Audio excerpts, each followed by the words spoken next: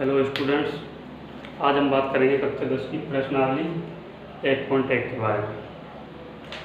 तो इस प्रश्नावली का पहला क्वेश्चन है, निम्नलिखित संख्याओं का HCF ज्ञात करने के लिए यूक्लिड विभाजन एल्गोरिथम का उपयोग करना है। तो यूक्लिड विभाजन एल्गोरिथम हमने पिछले वीडियो में समझी थी। किस प्रकार सवालों को करना है कि भाग विधि से करना है। पहला सवाल देखते हैं। क्वेश्चन नंबर 1 है 135 और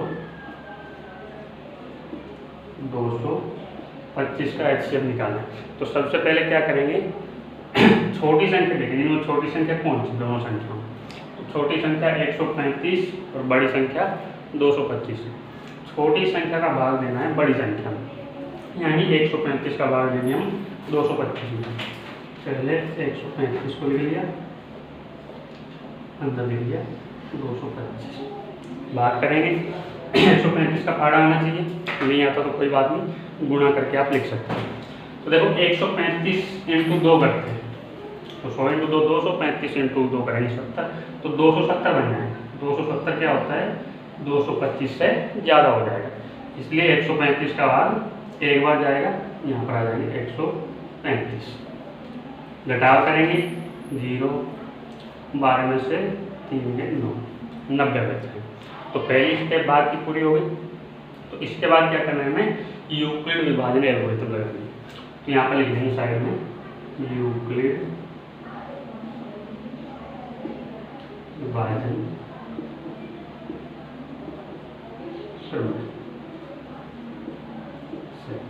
यूक्लिड की विभाजन प्रमेय क्या होती है, सबसे पहले हम प्रमेय लिखेंगे। प्रमेय क्या होती है, ए बराबर बी क्यू प्लस आर। ए का मान बी क्यू प्लस आर के बराबर होता है। इसके बाद स्टेप बाय स्टेप करेंगे। तो पहली स्टेप, फर्स्ट स्टेप क्या बनेगी हमारी, यहाँ पर ए का मान देखेंगे। ए का मान पहले हमने किस में भाग दिया, 225 में।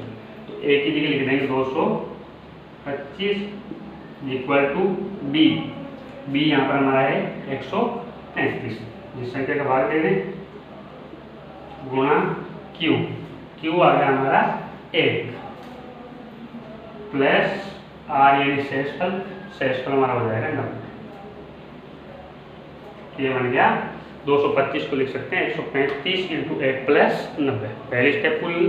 और दूसरी स्टेप में क्या करना है, इस संख्या को उठा के आगे ले लेना और फिर से भाग बना देंगे।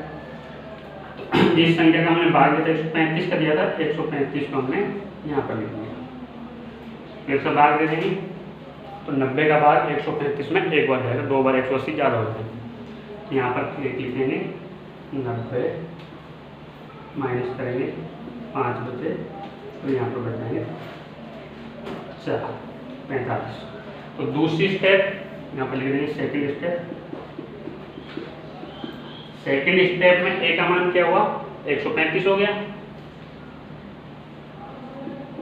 इक्वल टू 135 को लिख सकते हैं हम 90 गुणा 1 plus 45। 90 into 1 plus 45। Second step पूरी हुई। फिर से करना है, तब तक करते रहेंगे जब तक शेषफल 0 नहीं आ जाता। अब 90 को यहाँ ले लेते हैं, फिर से भाग करेंगे। 45 का भाग 90 में दिया 2, घटाव करेंगे 0, यानी भाग पूरा हो गया। यूक्लिड विभाजन प्रमेय की तीसरी स्टेप क्या आ जाएगी, थर्ड स्टेप में जिसमें भाग दिया 90 को क्या लिख सकते हैं, 45 गुणा 2 प्लस 0, यानी 45 इंटू 2 प्लस 0। कुछ हो गया। अब इसका हमें HCF निकालना। और HCF कौन सी संख्या होगी, पिछले वीडियो में बताया था, जिस टाइम हमारे पास शेषफल 0 आता है तो उस समय हमने जिस संख्या का भाग दिया वो हमारा क्या होता है, HCF होता है। यानी इस क्वेश्चन में HCF क्या हो जाएगा हमारा 45। तो ये तो हमारा था पहला क्वेश्चन, बिल्कुल आसान है। भाग करना है और भाग तब तक करते जाना है जब तक शेषफल 0 नहीं आ जाता। उसके बाद यूक्लिड विभाजन प्रमेय का उपयोग करते हुए स्टेप बाय स्टेप बनानी है। तो स्टेप भाग जितना बड़ा होगा, यदि यहाँ पर शेषफल 0 नहीं आता, एक बार और भाग चला जाता तो चौथी स्टेप भी आ जाती। जितना बड़ा भाग होगा उतनी ज़्यादा स्टेप यहाँ पर बनेंगे।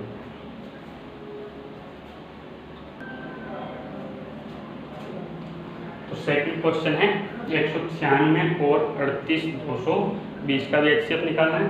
तो क्या करेंगे, पहले की तरह छोटी संख्या कौन सी हुई 196, बड़ी संख्या 38,220। 38,220 में 196 का भाग देंगे। 196 का यदि पारा नहीं आता तो यहाँ पर गुणा करके आप लिख सकते हो। वैसे 196 200 के पास की संख्या है, तो यहाँ पर हमको 382 में भाग देना है 196 का। तो 200 × 2 करते हैं तो 400 हो जाता है, यानी लगभग 2 बार भाग जा सकते हैं। गुणा करके देख लेते हैं, 196 × 2 12, 392 ज़्यादा हो जाते हैं, इसीलिए भाग एक बार जाएगा। एक बार भाग गया 196, घटाव करेंगे 12 में से 6, 17 में से 9 8, तो में से 186 हो जाए। अगली संख्या उतार ली, अगली संख्या क्या है हमारे पास 2। अभी भाग जा रहा है, अगली संख्या है तो अगली संख्या भी उतारनी होगी। फिर से भाग देंगे 196 का भाग 1862, तो 1800 लगभग 2000 के पास की संख्या और ये 200 के पास की संख्या, तो 2 नंबर कार्य होता है, लगभग 9 बार भाग जा सकते हैं। एक बार गुणा करके देख लेते हैं, 196 × 9, 9 × 54, 9 × 81 और 5 86, 9 1764, 9 बार चला जाएगा। ये भाग लिया हमने 9 बार चला गए 1764। फिर से घटाव करेंगे, 8 बच गए, 15 में से चले 98 बचे। अभी एक संख्या और बची है, लास्ट में 0 बचा हुआ, इसको भी यहाँ उतार लेते हैं। 196 का भाग 980 में, तो पहले 1800 में दिया, लगभग 900 में देते हैं। तो 9 बार गया तो लगभग 4 या 5 बार चला जाएगा।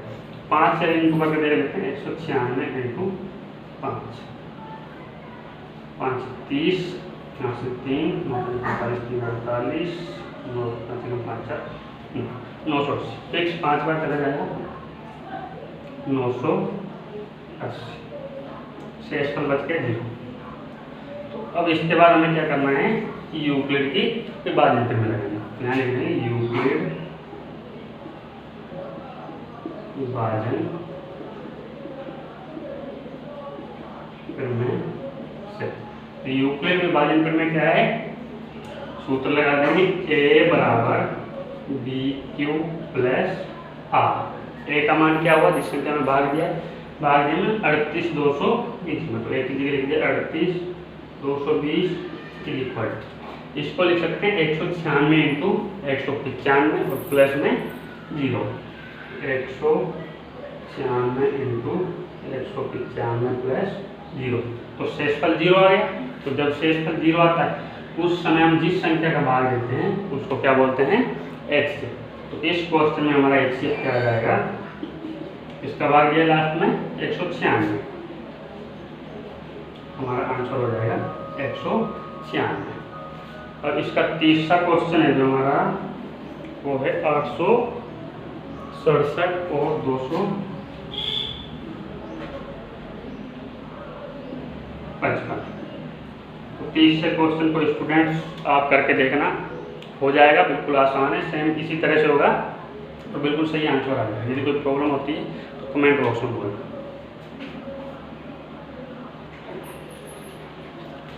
क्वेश्चन नंबर 2 है, दर्शाइए कि कोई भी धनात्मक विषम पूर्णांक 6³ + 1, 6³ + 3 या 6³ + 5 के रूप का होता है जहां Q एक पूर्णांक है।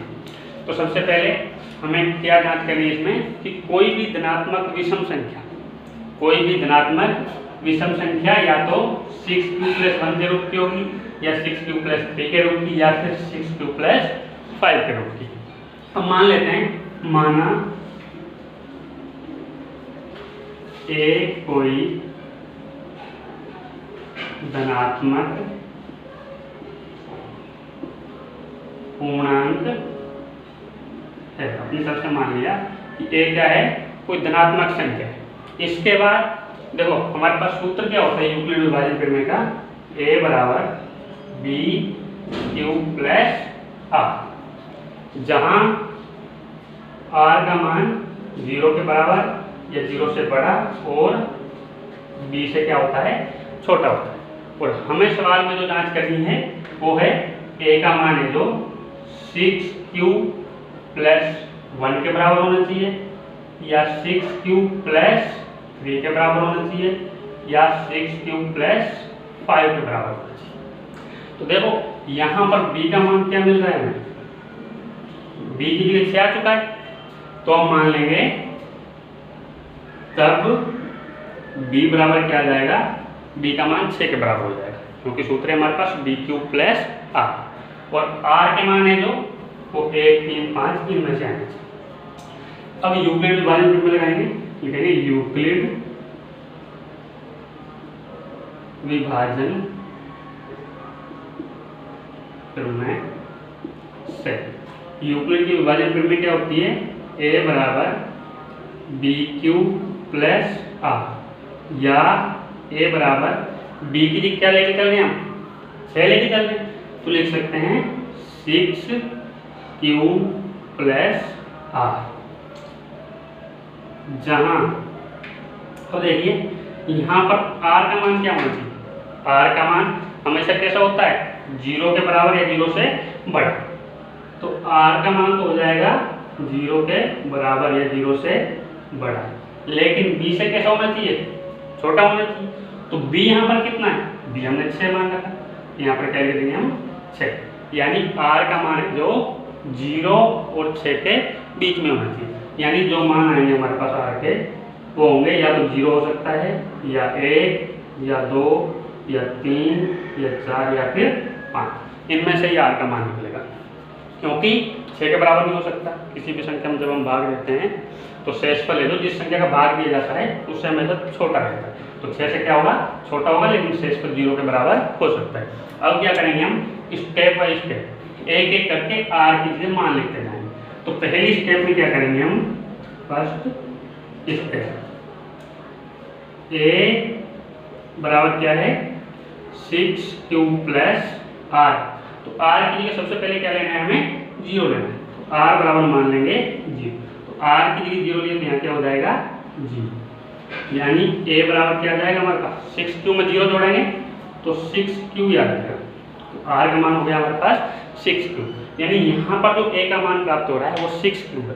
यहाँ पर देखते हैं 6q क्या है, हमें जो सवाल में हल करना है वो है कोई भी धनात्मक विषम पूर्णांक होना चाहिए। कैसा पूर्णांक होना चाहिए, विषम पूर्णांक, यानी हमने जो a का मान माना ये धनात्मक पूर्णांक है, और इसको जब हल करेंगे तो आगे जो मान आना चाहिए वो विषम संख्या आनी चाहिए। तो यहाँ पर हमारे पास 6q आ रहा है, इसको हम देखते हैं कि जो 6q है ये सम संख्या या फिर विषम संख्या। तो इसका पता कैसे लगेगा, दो तरीके, जो सम संख्या होती है उनमें 2 का भाग चला जाता है। पहला तरीका ये है, इसमें हम 2 का भाग देंगे, 2 का भाग देंगे तो 3q आ जाएगा, यानी 2 का भाग पूरी बार जा रहा है, तो इसका मतलब हुआ कि 6q एक सम संख्या है। तो यहाँ लिख देंगे 6q 2 से विभाजित है, इसलिए यह सम पूर्णांक है। तो 6q क्या हो गया, सम पूर्णांक। पहला तरीका मैंने बताया था 2 से विभाजित होनी चाहिए संख्या, तो सम संख्या होती है, 2 से विभाजित नहीं होगी तो विषम संख्या होगी। दूसरा तरीका q की जगह मान लिख के देंगे, मान के चलो q की जगह 1 करें तो 6 आएगा, q की जगह 2 करें तो 12 आएगा, 3 करें तो 18 आएगा, 4 करें तो 24 आएगा, 5 करें तो 30 आएगा। तो q की जगह हम कोई सा भी मान लिख लें तो इधर जो संख्या प्राप्त हो रही है हमें वो सभी सम संख्या है। q की जगह कोई भी मान लें तो आगे जो संख्या प्राप्त होगी वो सम संख्या ही प्राप्त होगी, या फिर 2 का भाग देने से पता भी चल जाता है यहाँ पर जो संख्या हमें प्राप्त हो रही है वो सम संख्या है। इसके बाद नेक्स्ट स्टेप में क्या करना है, पहली संख्या तो सम संख्या हो, अब r की क्या लेंगे हम 1। सेकंड स्टेप r बराबर 1, तो a बराबर बन जाएगा 6q + 1। अब यहाँ पर देखो 6q + 1, ये वाली संख्या सम संख्या या विषम, तो सम संख्या तो नहीं हो सकती, क्यों, क्योंकि इसमें 2 का भाग नहीं जाएगा। दूसरा तरीका, आप क्यू की जगह मान लिख के देखो, मान के चलो हम क्यू की जगह 1 लिखें, इसका मान आ जाएगा 6 + 1 7, 2 लिखें 12 + 1 13, 3 लिखें 18 + 1 19। तो यहाँ पर जो संख्या हमें प्राप्त हो रही है वो कैसी है? विषम संख्या प्राप्त हो रही है, यानी 6q + 1 का मान क्या है? एक विषम संख्या। तो यहाँ पर लिख देंगे हम 6q + 1 2 से विभाजित नहीं है, इसलिए यह विषम पूर्णांक है। यदि 2 से विभाजित हो जाती है तो सम पूर्णांक होता है, 2 से विभाजित नहीं हो रही तो विषम पूर्णांक। तीसरी स्टेप में पहले 0 लिया, 1 लिया, अब लेंगे 2। थर्ड स्टेप r बराबर क्या ले लिया? 2। तब a बराबर क्या आएगा? 6q + r की क्या लिख देंगे हम? 2। तो देखो a बराबर 6q + 2, इनमें से कुछ कॉमन आ रहा है, इनमें 2 कॉमन आएगा। यदि हम कॉमन लेना चाहें तो कॉमन भी ले सकते हैं, और इस प्रकार से हल करके देखना चाहें तो इस प्रकार से हमें पता लग जाएगा कि यहाँ पर जो मान प्राप्त होगा वो एक सम संख्या प्राप्त होगी। तो देखो इसमें से 2 कॉमन लेते हैं, यहाँ बच जाएगा 3q + 1। अब देखो 3q + 1 और गुणा में है 2, इसमें यदि हम 2 का भाग दें तो 2 से 2 कट जाएगा, 3q + 1 प्राप्त होगा। ये क्या है? अब सम संख्या हो जाएगी। क्यों हो जाएगी? क्योंकि इस संख्या में 2 का भाग जा रहा है। तो यहाँ पर जो संख्या प्राप्त हो रही है वो कैसी संख्या है? सम संख्या। तो क्या लिखेंगे यहाँ पर? 6q + 2 2 से विभाजित होती, इसलिए यह सम पूर्णांक है। तो 6q + 2 है जो इसमें 2 का भाग जा रहा है, इसलिए यह सम पूर्णांक है। अब अगली स्टेप की बात करें तो अगली स्टेप में यहाँ पर हमने r के बराबर 2 ले लिया, अब हम r के बराबर 3 लेंगे। तो पहले की तरह लिख देंगे, 3 स्टेप होगी, चौथी फोर्थ स्टेप r बराबर 3, यहाँ पर 2 लिया था, 3 ले लेते हैं। तब a बराबर क्या आएगा? 6q + 3। अब देखो इनमें 2 कॉमन आ रहा है, नहीं आ रहा, 2 कॉमन नहीं आए, और दूसरे तरीके से करना करके देखो तो 6 × q की जगह हम 1 लें, 1 हो जाएगा +3, q की जगह 2 लें, या q की जगह 3 लें, या q की जगह 4 लें। इसका मान 6 × 6 + 3 9, 6 × 2 = 12 और 3 15, 6 × 18 3 21, 6 × 4 = 24 और 3 27। तो यहाँ पर जो भी संख्या प्राप्त हो रही वो सभी विषम संख्या है, यानी ये वाली संख्या 2 से विभाजित नहीं होगी। क्यों नहीं होगी?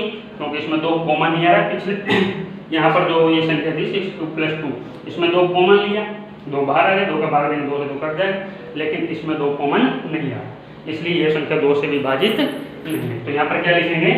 6q + 3 2 से विभाजित नहीं है, इसलिए यह विषम पूर्णांक। इसके बाद 4 स्टेप होगी। 5वीं स्टेप में क्या लेना है? r की क्या लेंगे? अब 4 लेंगे। तो r बराबर क्या कर दिया हमने? 4। तो a बराबर वही 6q + r के लिए 4 हो जाएगा। तो a बराबर इसमें से 2 कॉमन आ जाएगा, 3q + 2। अब देखो यदि इन संख्या में हम 2 का भाग देते हैं तो 2 का भाग पूरा पूरा चला जाएगा, क्योंकि कॉमन आ रहा है बाहर, तो 2 से 2 कट जाएगा। जैसे यहाँ पर दिया था, यहाँ पर दिया था, यहाँ 2 से कट गया, सेम उसी प्रकार यहाँ 2 से 2 कट जाएगा। तो लिख देंगे 6q + 4 2 से विभाजित नहीं, इसलिए यह विषम, सॉरी 2 से विभाजित है, 2 का भाग जा रहा है इसमें, 2 से विभाजित है, इसलिए यह समपूर्णांक, इसका मान विषम भी होगा, समपूर्णांक हो, क्योंकि इसमें 2 का भाग पूरा पूरा जाता है। लास्ट स्टेप देखते हैं, 6 स्टेप। तो इसमें क्या है, r की जगह हम क्या लेंगे, 5 लेंगे, 4 तक तो हो गया, 5 तक की संख्या लेंगे। तो फिर से a बराबर 6 क्यूब प्लस 5। तो इसमें देखो 2 कॉमन आएगा या नहीं आएगा, तो सीधी सी बात है कॉमन नहीं आएगा, कुछ भी नहीं आएगा, 2 भी नहीं आएगा और कुछ भी नहीं आएगा। यदि 2 कॉमन नहीं आ रहा है तो 2 से विभाजित नहीं होगी, तो लिख देंगे 6 क्यूब प्लस 5 2 से विभाजित नहीं है, इसीलिए यह विषम पूर्णांक है। अब देखो पहली स्टेप में r की जगह 0 लिया, समपूर्णांक हो गए। दूसरी स्टेप में ये विषम पूर्णांक 6 क्यूब प्लस 1 विषम हो गया, फिर से ये सम आ गया। तीसरी स्टेप में 6 क्यूब प्लस 3 ये विषम पूर्णांक हुआ, और 5वीं स्टेप में 6 क्यूब प्लस 5 ये भी कैसा पूर्णांक हुआ, विषम पूर्णांक हुआ। तो हमें जांच क्या करनी है कि कोई भी धनात्मक विषम पूर्णांक 6 क्यूब प्लस 1 या 6 क्यूब प्लस 3 या 6 क्यूब प्लस 5 के रूप का होता है। तो लिख देंगे अतः